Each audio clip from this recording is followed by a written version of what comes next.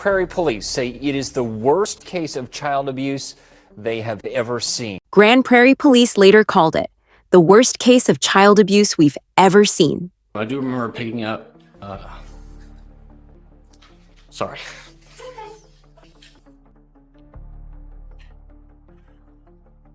I picked up the little girl and she was limp, she was cold.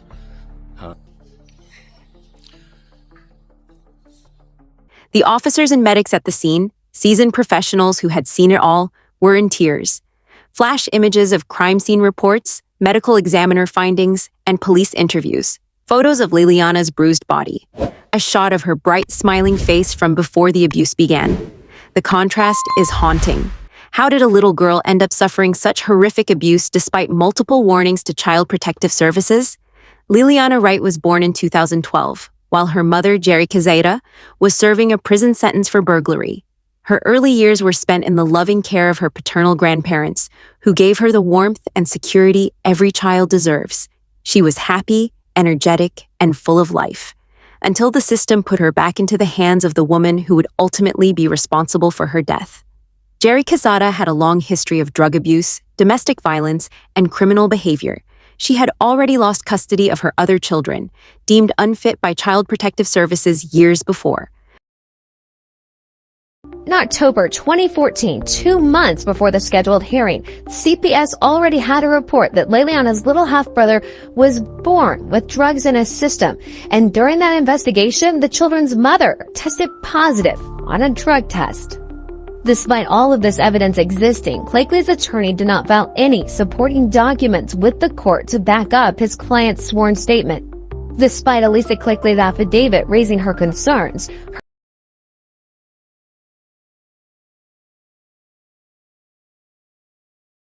her attorney advised her to come to an agreement outside of Haddock's courtroom. He said, "Elisa, if you go into her courtroom," his exact words, "you are going to lose everything." These attorneys were, afraid, if you will, to go into her courtroom. Both parties agreed to give Leiliana's mother custody and guarantee the Clekley's visitation rights. As a result, the judge never heard the case, but signed off on the agreement. Clekley's attorney, Gregory Houseworth, declined to talk with us about why he advised Clekley not to go before Judge Haddock. Clekley filed a complaint with the Texas bar against Houseworth. She believes if there had been a hearing in the case, Leiliana would be alive today. Anytime harm comes to a child is frustrating and is heartbreaking. Judge Haddock was appointed by Judge William Harris. In April of last year, a month after Leiliana's death, Judge Harris told us there was no court documentation of CPS's involvement, and that is possibly one reason why critical information did not come to light. It certainly appears that there should have been a hearing on this case. It certainly appears that the court should have been given some evidence about the mother and about her circumstances. But that didn't stop her from regaining custody of Leiliana in 2013, just after she was released from prison. Despite warnings from family members and documented reports of abuse, the courts placed Leiliana back in her mother's care, sealing the little girl's fate. Her new home was not a safe one. Jeri's drug use spiraled, and she entered a toxic relationship with Charles Phifer, a violent ex-convict with a history of child abuse allegations. Together, they turned Leiliana's life into a living nightmare. Reports of bruises, neglect, and malnutrition surfaced repeatedly, yet CPS failed to intervene. A caseworker saw bruises on Leiliana just weeks before her death but closed the case. No one removed her from the home. No one saved her. March 12, 2016. Leiliana is beaten throughout the day. She is tied up, suspended in a pantry, and force-fed liquid until she vomits. She is choked, slammed against a wall, and left in a closet. March 13, 2016. She is found unresponsive, cold, lifeless. The medics try, but they cannot save her. Jeri and Charles are arrested. Both try to shift blame onto the other, but the evidence is overwhelming. DNA places Charles at the scene of the beatings. He is sentenced to life without parole. Jeri, in a plea deal, gets 50 years in prison. CPS is scrutinized but not held accountable for its failure to act. Leiliana's paternal grandparents, the ones who loved her most, say the system failed her. She could have been saved. We did everything we could, but no one listened. Flashback to a smiling Leiliana, playing, singing, happy, then her bruised and battered body in the hospital bed. Children don't die from abuse in one day. They die little by little. Every time their cries for help are ignored. Born in 2012, while her mother, Jeri Quesada, was serving a prison sentence for burglary. From the moment she entered the world, her life was marked by instability. Yet for a brief period, she knew love and security. She was placed in the care of her paternal grandparents, who showered her with affection and provided her with a stable, happy home. She was a bright, joyful child, full of life and curiosity. She loved to play with animals, especially the chickens her grandparents raised. Her laughter was infectious, her spirit vibrant. She would sing songs with pure innocence, finding joy in the little things. Under the care of her grandparents, she had a childhood filled with warmth, one where she was safe. But safety would not last. When Jeri was released from prison in 2013, she immediately fought for custody of Leiliana. Despite her history of addiction, neglect, and criminal behavior, the courts granted her request. She took Leiliana away from the only home she'd ever known, ripping her from the loving arms of her grandparents. It was the beginning of a nightmare. A child who had once been surrounded by love was now placed in the care of a mother who had already lost her other children. A mother unfit to parent, a mother whose return was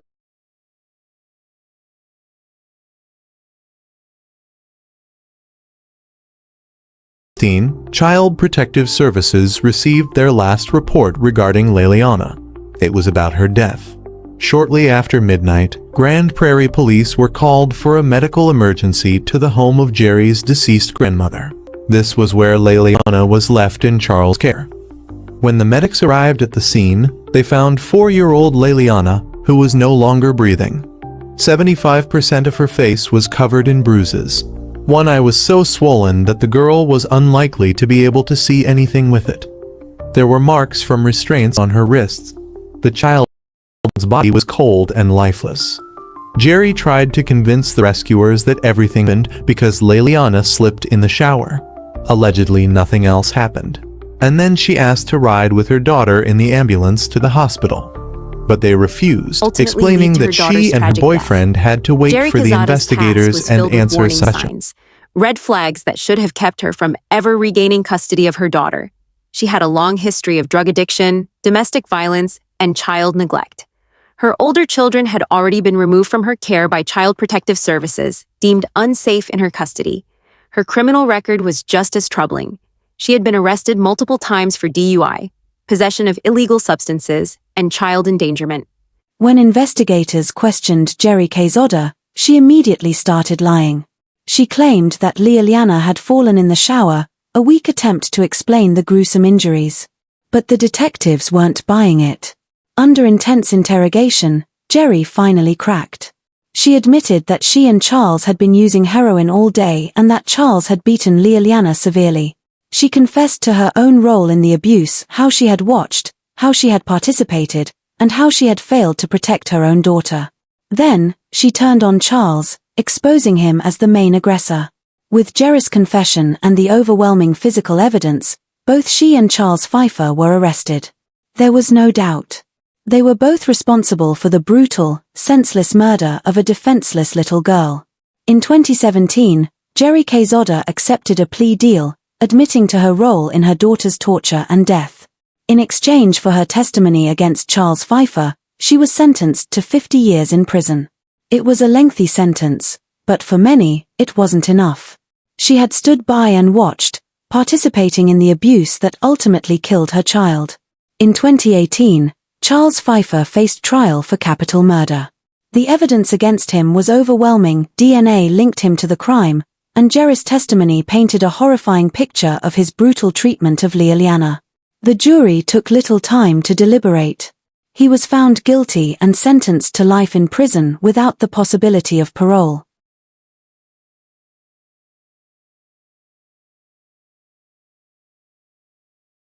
Against his lawyer's advice, gave an interview.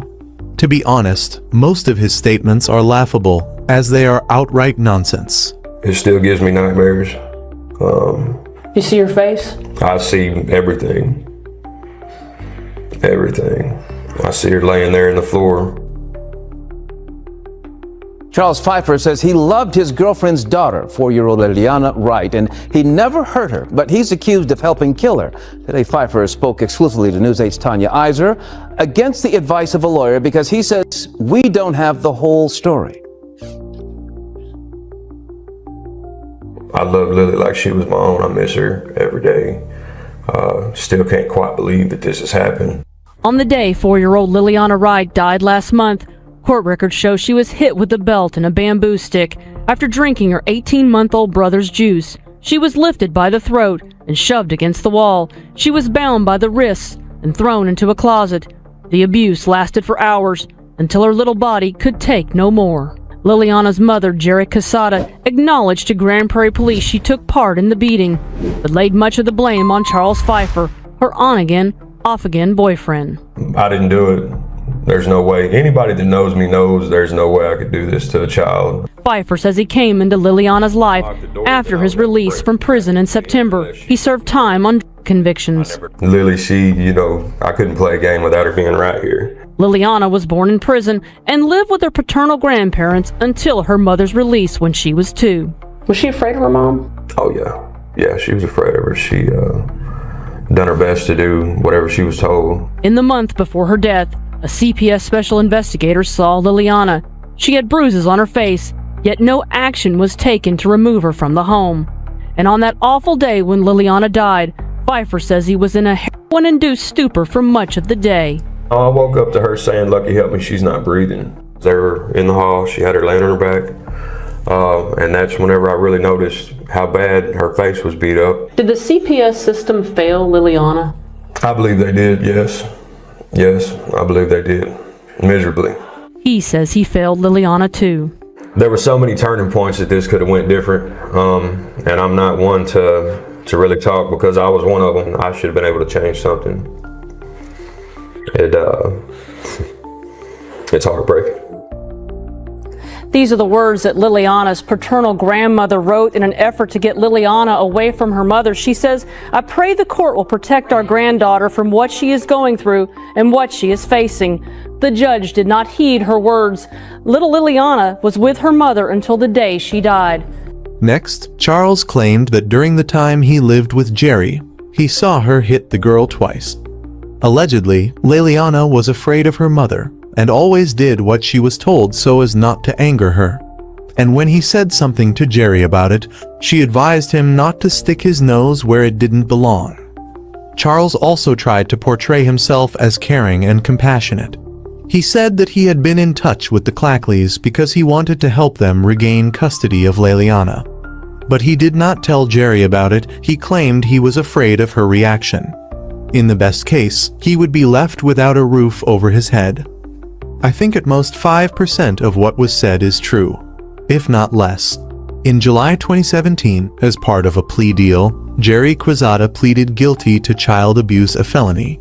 Under the agreement, she was to testify against Charles at his trial. Later, Jeri was sentenced to 50 years in prison. She explained that she took the deal to restore justice for her daughter. "I realize where I went wrong, but I didn't do it alone," the woman stated. In October 2018, the trial of 36-year-old Charles Phifer began. Initially, he was charged with child abuse, but then the grand jury added a charge of intentional murder. He still sees his daughter's frightened voice in his nightmares. Why is this not even enough for you, sir? I'm not getting my daughter back. I will never be able to walk my daughter down the aisle. Thank you. Thank you. Thank you.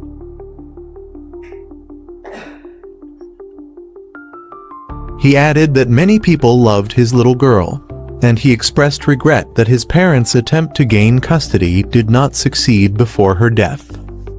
Y'all are both trash. Plain and simple. Especially you. You should have gave me my daughter. You know, you took Leiliana from us. But she'll always live on, no matter what. At the end of the trial in October 2018, the jury found Charles Phifer guilty of intentional murder. This automatically meant life imprisonment without the possibility of parole. For some reason, the district attorney did not seek the death penalty for him. It's savage. You and Jeri did monstrous things to that little girl. Life in prison, hanging a little girl in a closet is savage. You should die in a locked closet. However, shortly after that, the State Commission on Judicial Conduct reprimanded the judge, pointing out that his comments toward Charles Phifer were undignified and tactless. Their granddaughter was already gone. The case sent shockwaves across the country, sparking national outrage over how CPS had failed to protect Leiliana. Reports revealed that CPS had received multiple warnings about Jeri's neglect and abuse, yet they had done nothing to remove the little girl from danger. Even when an investigator saw bruises on her face, the case was closed without intervention. Public pressure forced Texas CPS to undergo reforms and internal investigations. Policies were revised, and officials faced scrutiny for their inaction. But for Leiliana, it was too late. Her paternal grandparents, the people who had loved and cared for her, spoke out. She could have been saved. We did everything we could, but the system failed her. A final question lingers: how many more children have to suffer before the system changes? The case serves as a haunting reminder that child abuse doesn't happen in secret, it happens in plain sight. And too often, it is ignored.